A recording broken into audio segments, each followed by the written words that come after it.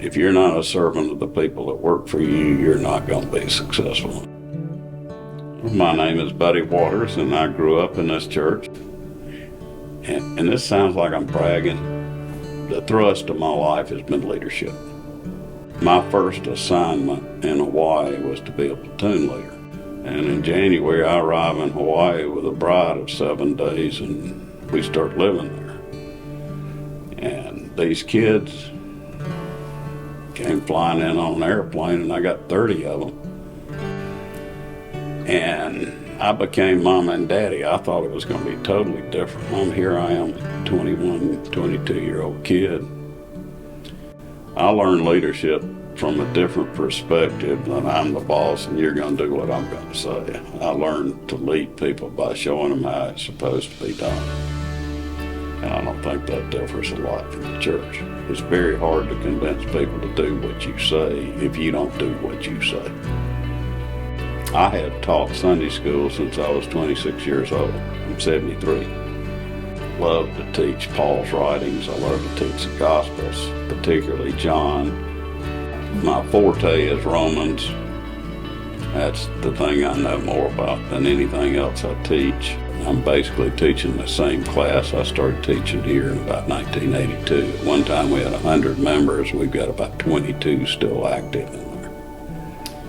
A lot of them have gone to be with Jesus. For the most part, my lifestyle bears out what I teach in Sunday school. And I think I've done what I was called to do most of my life. You know, I was all set to be a lifetime employee of the U.S. Army. I was a captain. I could have been promoted to major the next year. Then they said, you know, you hadn't had a hardship tour. So we'd like for you to go to Korea unescorted for 2 years.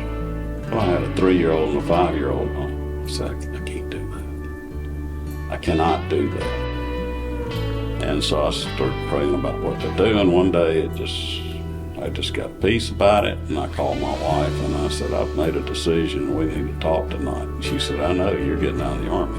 I said, there's my sign.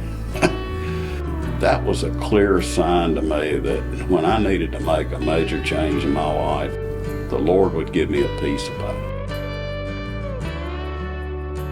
I was born around the corner of the house behind the church office. That's where my parents lived when I was born, but I left for a while to go to college and be in service. And I came back, and shortly after I came back, I started teaching Sunday school. I've served numerous times as a deacon, chairman of the deacons.